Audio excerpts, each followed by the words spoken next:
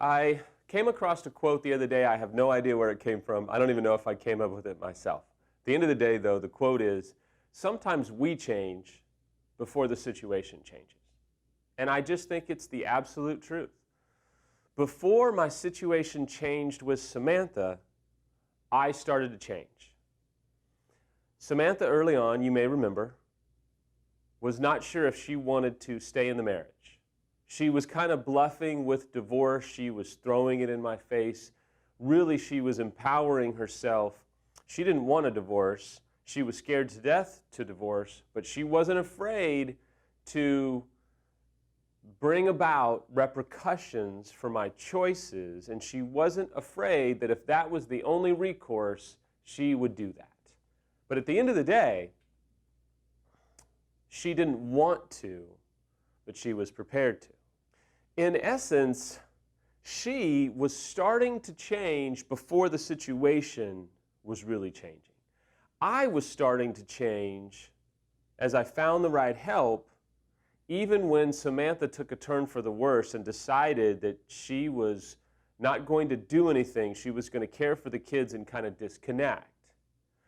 And that was problematic, but I was at a point where I was starting to see things entirely differently. I was starting to change. The situation wasn't necessarily changing. However, as you might imagine, as I started to change, then the situation started to change a little bit more. So how did I change before the situation changed? For starters, when I was faced with the reality that I was possibly going to lose my family and be divorced and be that dad that was like my dad was when I was growing up, the first, third, and fifth weekends, if you will, I started to panic. You see, it's funny, when I was involved in my affair with my affair partner, we never had a plan for what would happen if we got caught. We just never planned for life outside of the way life was. She didn't have any plans to marry me because I was already married. I didn't want to be away from my kids. I wanted to be a dad with Samantha there in the home. I just came to the point where I thought it's never going to get any better than this. This is just the way it is. But I never thought that we would be exposed. But here's some of the ways that I started to change before the situation changed. I started to realize, wait a minute, I may lose my family. That kind of trickled into an awareness of, wait a minute. As I started to sober up, I started to say, wait. What I was living in was an unrealistic dream world. I don't want that. I want Samantha and I want the kids, and I'm about to lose what I now am starting to see I want more than anything. I thought I wanted it before, and I did, but I was jaded because I was in the middle of my affair. Now the affair partner is gone, and I'm left with the possibility that I may be alone. Now, were my motives completely 100% pure? Not at all. I was still a complete train wreck. But I was starting to come to the light, and I was starting to see things clearly and starting to realize, wait a minute, here's where I want to be. She is who I want to be with. I also started to come to the awareness that I was addicted to the attention and the affection and the affirmation of the affair partner. So now that had been taken away. And now there wasn't really any affirmation or acceptance or physicality with Samantha, and that's to be understood. So here I was, really in this unique place that I had not been in a long time. I hit this point where I was so full of despair, but yet I was also like a needy child wanting affection, wanting attention, and it wasn't happening.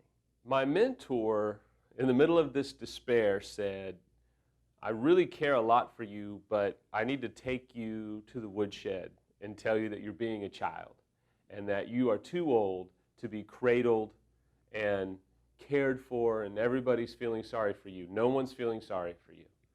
Everyone is hating you. Everyone is angry at you except God, myself, my spouse, and I think he mentioned one of my real good friends. He said, everybody else really hates you, and within reason.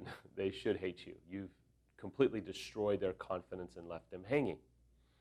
So he really kind of helped me see, look, you have to understand that you're going to have to start to get healthy if you want to see the overall situation get healthy. The same is true for the betrayed spouse. The betrayed spouse goes through this metamorphosis. Some of them begin to reevaluate and say, why do I want this marriage?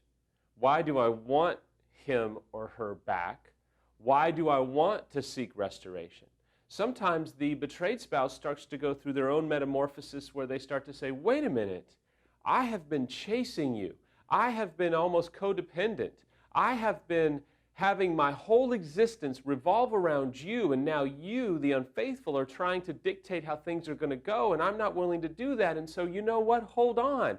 I have some expectations and I have some boundaries here, and I'm going to start to see some change in my life before the situation changes, because I'm not willing to go back to what we had. I want something new. I want something fresh. I want something with some new boundaries, because I don't want to go back to what we had.